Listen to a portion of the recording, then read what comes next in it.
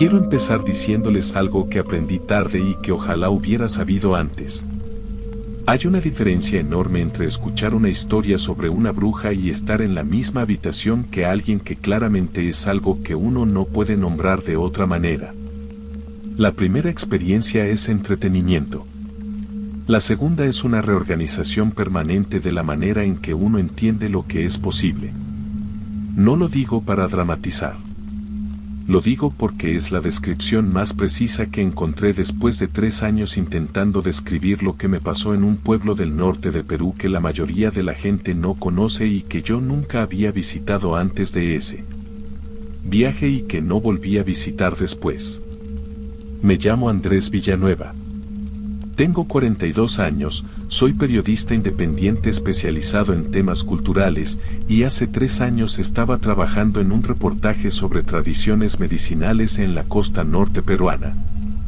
Específicamente en la zona entre Trujillo y Chiclayo, donde existe una tradición de curanderismo que los antropólogos consideran una de las más complejas y mejor preservadas del continente.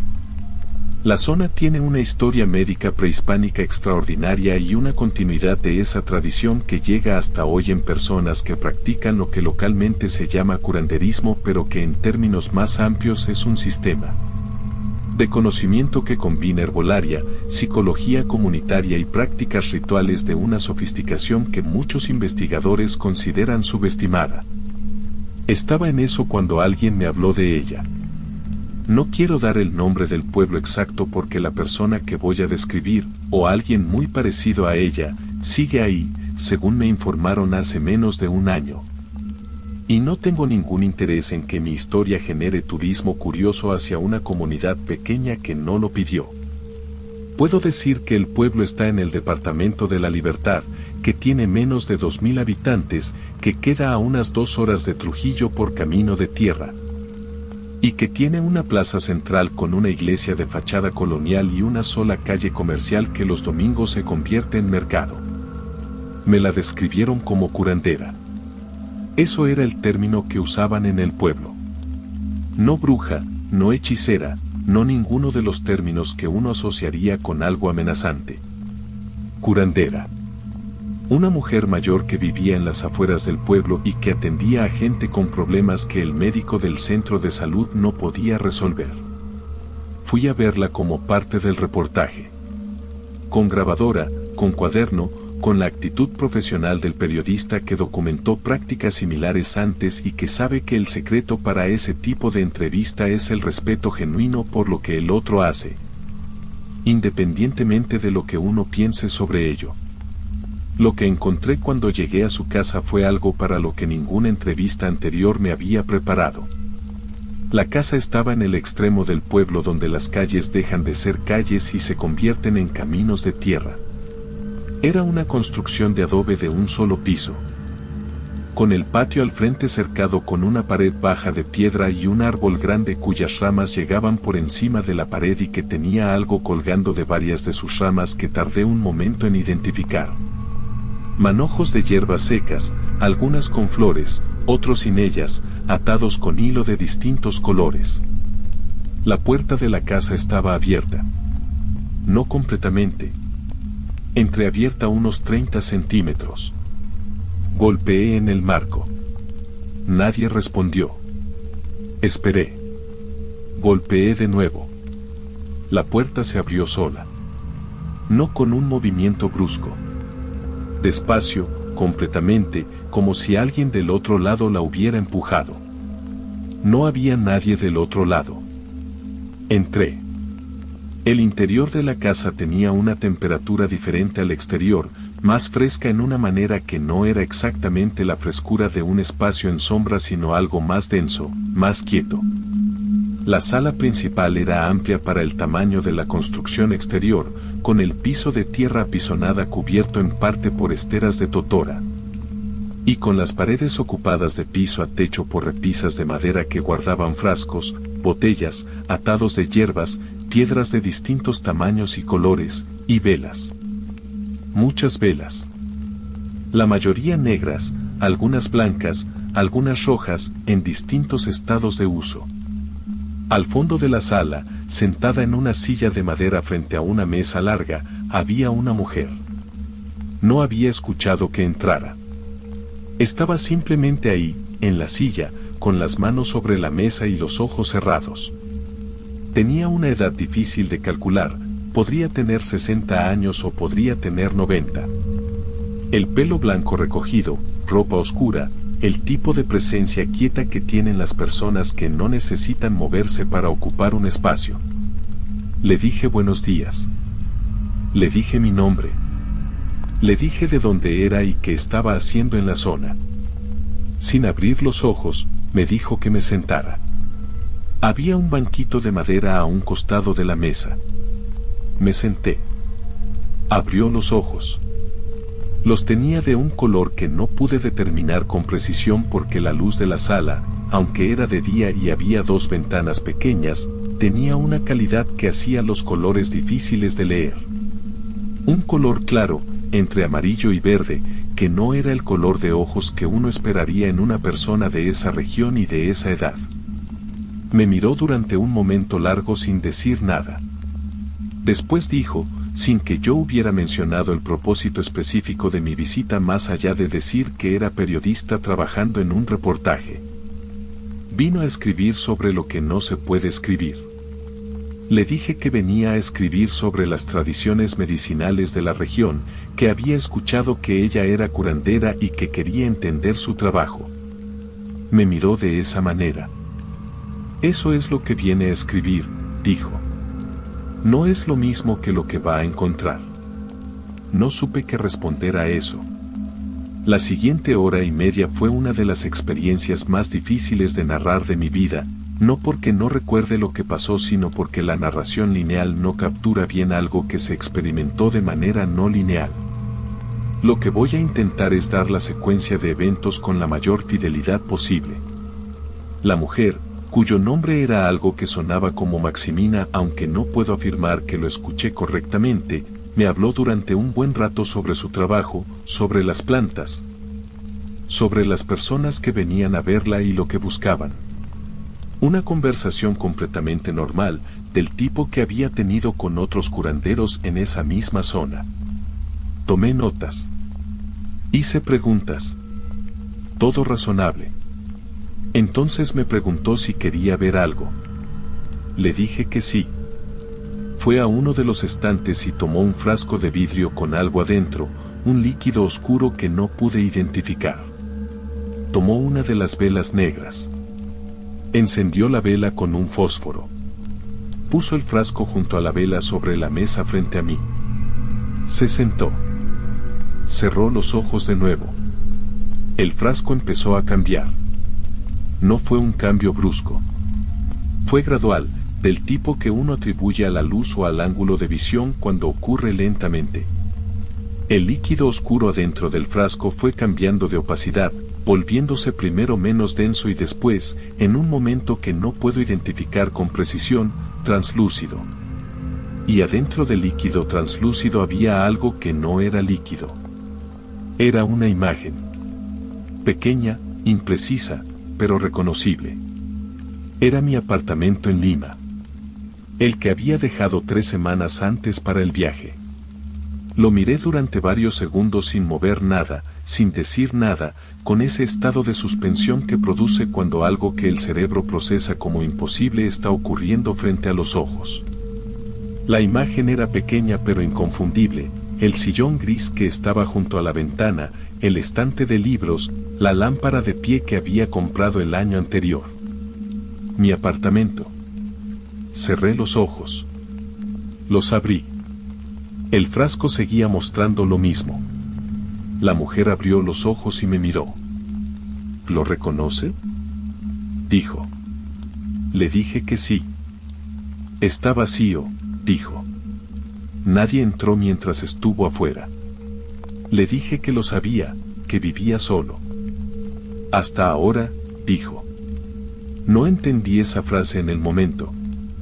La entendí 3 días después, cuando volví a Lima y encontré que mi vecina del piso de arriba, una señora mayor que vivía sola desde que enviudó, Había tenido una caída y el médico de urgencias había recomendado que no estuviera sola durante el periodo de recuperación. Su hija, que vive en otra ciudad, había organizado que una persona de cuidado se quedara en el edificio. Esa persona, para no molestar a ningún vecino en particular, dormía por las noches en el cuarto del encargado, que quedaba contiguo a mi apartamento. Hasta ahora. Alguien que no había estado antes. No le dije nada de eso a la mujer. El frasco recuperó su opacidad original en algún momento mientras yo pensaba. Cuando miré de nuevo, era solo un frasco oscuro, igual a como había estado al principio. Me dijo que podía grabar si quería, pero que las grabaciones de ese cuarto no salían bien. Revisé la grabadora. Había estado grabando durante toda la conversación. El archivo existía, la duración era correcta, pero el audio de los últimos 40 minutos, exactamente desde el momento en que había encendido la vela, era un zumbido continuo sin ningún sonido reconocible. No le pregunté cómo había hecho lo del frasco. Sentí que preguntar cómo era la pregunta incorrecta, que era la pregunta que hacemos cuando queremos reducir algo a un mecanismo y que en ese caso el mecanismo no era el punto. Lo que me dijo al final de la visita, cuando me levanté para irme, fue esto. Escriba lo que quiera sobre las hierbas y los rituales. Eso está bien. Pero lo que vio hoy no lo escriba todavía. Espere hasta que entienda para qué le sirve saberlo. Tardé 3 años en entender para qué me servía. Me sirve para esto, para saber que hay tipos de conocimiento que existen fuera de los sistemas que yo conocía, que son reales en el sentido más práctico de esa palabra. Y que la persona que los tiene no necesita mi validación ni mi comprensión para seguir teniéndolos. Escribí el reportaje. Salió publicado. No mencioné el frasco ni la imagen. Mencioné a una curandera del norte de Perú que practicaba tradiciones medicinales de larga data con una eficacia que las comunidades locales describían como notable. Todo verdad. Solo que no toda la verdad.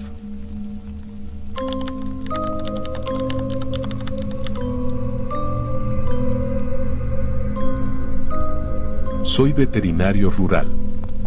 Trabajo en la zona del departamento de Canelones, en Uruguay, atendiendo establecimientos ganaderos y tambos en un radio de unos 80 kilómetros desde mi base, que es una pequeña ciudad de la que tampoco voy a dar el nombre por razones que van a quedar claras.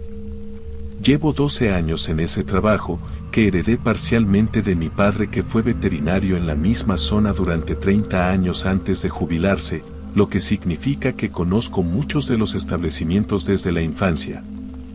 Que conozco a las familias que los manejan, que tengo un vínculo con esa zona que va más allá de lo profesional. En 12 años de veterinaria rural uno ve cosas que la veterinaria académica no prepara del todo para ver. No lo digo en sentido sobrenatural. Lo digo en sentido práctico. Los animales en contexto rural tienen patologías que en los libros aparecen como raras y que en el campo son más comunes de lo que la estadística oficial registra. Y la relación entre el estado de los animales y el estado de la familia que los cuida tiene una complejidad que ningún texto de medicina veterinaria aborda de manera directa. Lo que voy a contar tiene que ver con esa complejidad. Con la intersección entre lo que el veterinario puede explicar con los instrumentos que tiene y lo que las familias rurales de la zona describen con un vocabulario diferente al mío pero que resulta ser, en términos de precisión descriptiva, más exacto. Me llamo Martín Acosta. Tengo 43 años. Lo que pasó en el establecimiento de la familia Pereira ocurrió hace 4 años y lo recuerdo con una claridad que el tiempo no diluyó porque fue de esas experiencias que resisten el desgaste de la memoria por razones propias. Los Pereira tienen un tambo de 120 vacas lecheras en un campo de 200 hectáreas al sur del departamento. Los conozco desde niño porque mi padre los atendió durante 20 años y yo tomé el vínculo cuando él se jubiló. Son una familia trabajadora, seria, sin dramas ni particularidades que los distingan de decenas de familias similares de la zona. En marzo de hace 4 años, el padre, don Héctor Pereira, de 70 años, me llamó un lunes a las 7 de la mañana para decirme que 3 vacas habían amanecido mal y que quería que fuera a verlas. Fui ese mismo día. Las 3 vacas tenían síntomas que en el primer examen no me generaron una hipótesis diagnóstica clara: postración, rechazo del alimento, temperatura ligeramente elevada pero no lo suficiente para una infección bacteriana estándar, y un comportamiento que don Héctor describió con una frase que anoté en mi cuaderno porque era precisa e inusual. Parecen asustadas de estar paradas. Las examiné con detenimiento. No encontré signos de trauma físico, no encontré parásitos en las proporciones que justificaran ese cuadro, no encontré ninguna lesión visible. Tomé muestras para laboratorio y recomendé hidratación y observación mientras esperábamos los resultados. Al día siguiente, 2 vacas más con el mismo cuadro. Al tercer día, 4 más. En 9 días, 17 de las 120 vacas del tambo habían desarrollado el mismo cuadro. Los resultados del laboratorio llegaron a los 5 días y no mostraron nada que explicara el cuadro en esa escala, sin patógeno identificado, sin valores hematológicos que justificaran ese número de animales afectados en ese periodo corto, sin ningún agente ambiental común que pudiera estar generando el problema de manera sistémica. Don Héctor me escuchaba con esa paciencia de los hombres de campo cuando el profesional que contratan no tiene respuestas pero está haciendo el proceso correcto para encontrarlas. No me presionaba. Pero en la mirada tenía algo que no era exactamente duda de mi competencia, sino algo más parecido a saber algo que no estaba diciéndome. El 10º día, cuando fui al establecimiento para el seguimiento habitual, me encontré con que don Héctor no estaba en el tambo sino en la casa. Me hizo pasar a la cocina y me ofreció mate antes de hablar, lo cual en el código no verbal de esa zona significaba que la conversación que venía era de las que uno prefiere tener sentado con algo caliente en las manos. Me dijo lo siguiente, con la voz baja de alguien que habla de cosas que en voz alta sonarían distintas. Hay una mujer en la zona que tiene fama de hacer daño al ganado de la gente que la molesta o que no la respeta. Una vecina mía tuvo un problema con ella el mes pasado. Ahora yo tengo este problema. Le pregunté qué tipo de problema había tenido con esa mujer. Me dijo que era una vecina de un campo linero, que había habido un desacuerdo sobre el límite del alambrado entre los 2 campos, que las palabras habían sido más fuertes de lo que correspondía, y que ella había dicho, al irse.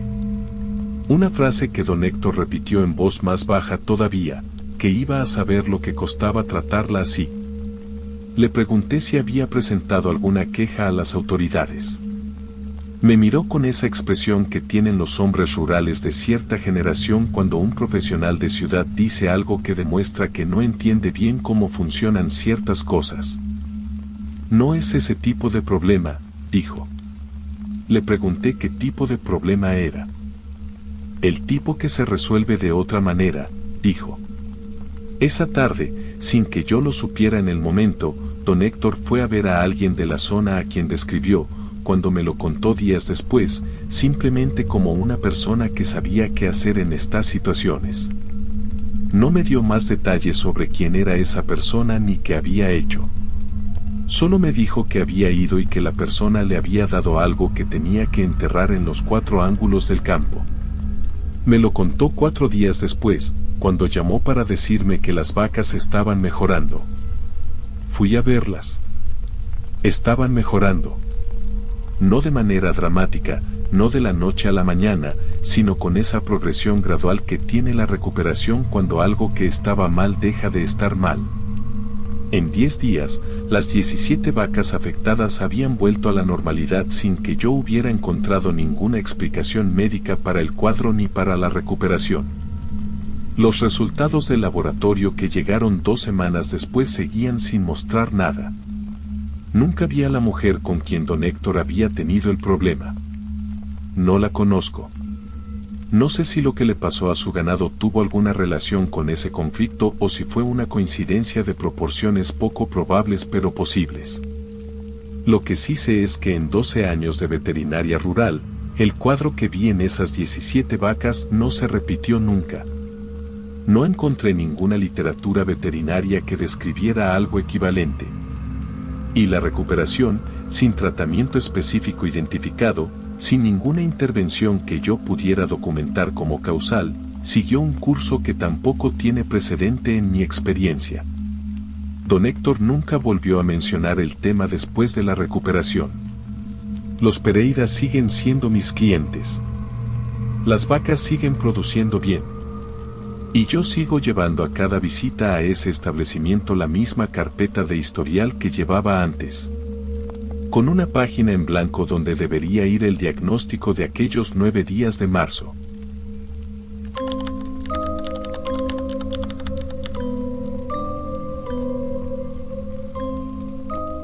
Administro un hostal pequeño en San Cristóbal de las Casas, en el estado de Chiapas, México, desde hace 8 años. San Cristóbal es una ciudad que mucha gente conoce como destino turístico, con su arquitectura colonial, sus mercados de textiles indígenas, su clima fresco que contrasta con el calor del resto del estado. Y una mezcla cultural que hace de la ciudad un lugar donde conviven tradiciones de profundidad y antigüedad con la economía turística moderna sin que ninguna de las dos anule completamente a la otra. El hostal que administro es uno de los medianos de la ciudad, 12 habitaciones, un patio central con jardín, desayuno incluido. Atendemos principalmente a viajeros independientes, algunos turistas nacionales, algunos extranjeros. El hostal tiene buen puntaje en las plataformas, una reputación de atención personalizada y una clientela que vuelve con una frecuencia que me enorgullece después de 8 años de trabajo constante. En 8 años de hostal uno ve todo tipo de huéspedes. Los que llegan de noche sin reserva. Los que se quedan semanas. Los que nunca salen de la habitación. Los que reorganizan el hostal con su sola presencia porque tienen esa energía que llena los espacios. Y los que dejan algo cuando se van que no es exactamente una presencia pero que tampoco es exactamente ausencia. La mujer que voy a describir pertenece a esta última categoría. Me llamo Roberto Espinosa. Tengo 46 años. La primera vez que se registró en el hostal fue un martes de noviembre de hace 3 años. Llegó a pie, sin equipaje visible salvo una bolsa de tela pequeña colgada al hombro, pagó 2 noches en efectivo, y subió a la habitación 7 sin preguntar nada sobre el hostal. La ciudad ni ninguna de las cosas que los huéspedes suelen preguntar al llegar. Tenía una edad que yo habría estimado en 50 y tantos años pero que al mismo tiempo tenía algo que hacía esa estimación incierta. No era el tipo de incertidumbre que produce alguien que cuida bien su apariencia y parece más joven de lo que es. Era algo diferente, más parecido a que la edad simplemente no era una categoría que se aplicara de manera normal a esa persona. Ropa oscura, pelo negro con algunas canas, ojos de ese tipo que uno recuerda como intensos sin poder decir exactamente de qué color eran. Sin joyería visible, sin perfume perceptible, sin ninguno de los marcadores externos que la mayoría de las personas lleva como señales involuntarias de quiénes son. Las 2 noches que se quedó no interactuó con ningún otro huésped ni con el personal más allá de los saludos mínimos de cortesía. Bajó al desayuno las 2 mañanas, comió sin conversación, volvió arriba. El segundo día salió durante el mediodía y volvió al atardecer. Cuando se fue, a la mañana del tercer día, encontramos en la habitación 7 algo que la camarera me trajo con una expresión que no era exactamente de susto pero que tampoco era la expresión con que me traía los objetos olvidados habituales. Sobre la mesita de noche, perfectamente alineados, había 7 velas de cera negra, sin usar, con una hoja de papel debajo. En el papel había un dibujo. No texto. Un dibujo hecho con tinta negra, de línea precisa, que representaba algo que tardé un momento en identificar, era el plano de planta del hostal. Exacto. Con todas las habitaciones, el patio, la recepción, la cocina. dibujado con una precisión que habría requerido o acceso a los planos de construcción o una memoria espacial extraordinaria. En el centro del plano, marcada con una X, estaba la habitación 7. Le pregunté a la camarera si había visto a la huésped antes de que se fuera. Me dijo que no, que la habitación estaba así cuando entró a limpiar y que la huésped ya no estaba. Guardé las velas y el papel. No supe qué hacer con eso que no fuera guardarlo. La segunda vez que la mujer se registró fue 6 meses después, en mayo. Misma modalidad, llegó a pie, pagó en efectivo, 2 noches, sin preguntas. Esta vez pidió la habitación 7 específicamente. Le asigné la habitación 7.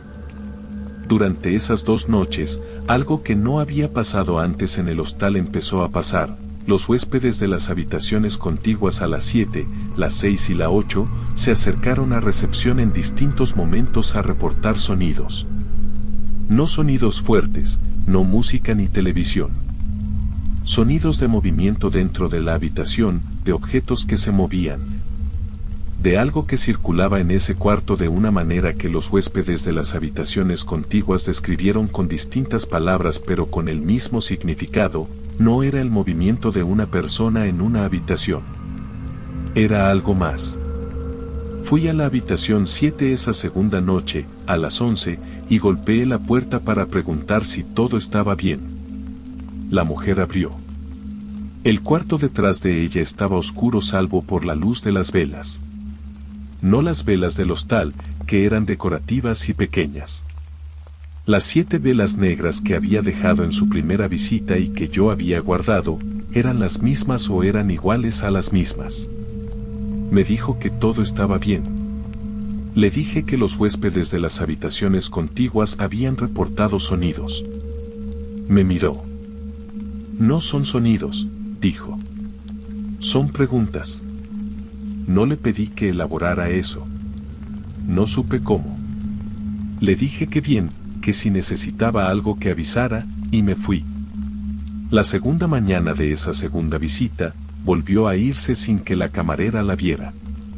En la habitación, sobre la misma mesita de noche, el mismo plano del hostal dibujado con tinta negra. Pero esta vez no había X en la habitación 7. Había una línea que salía de la habitación 7 y llegaba hasta el patio central del hostal. En el patio no había ninguna X. Había un círculo. Le pregunté al jardinero si había notado algo en el patio. Me dijo que la noche anterior, regando las plantas al atardecer, había encontrado algo en el centro del patio, una piedra pequeña, de color oscuro, puesta en el suelo con cuidado. Me la trajo. Era una piedra que podría haber venido de cualquier río de la región, sin nada particular en su apariencia salvo que alguien la había puesto ahí con una intención que una piedra puesta con intención tiene aunque no puedas describir exactamente qué la distingue de una piedra caída al azar. La guardé con las velas y el papel anterior. La tercera vez que la mujer se registró fue un año después, también en noviembre, también a pie, también en efectivo, también 2 noches, también la habitación 7. Esta vez le pregunté, en la recepción, antes de subir, si podía hacerle una pregunta. Me miró con una expresión que no era de negativa. Le pregunté por qué volvía al hostal, que había en ese lugar específico que la traía cada vez. No respondió de inmediato. Bajó la mirada hacia la bolsa de tela que llevaba colgada al hombro, la ajustó, y después me miró. Este lugar tiene una grieta, dijo.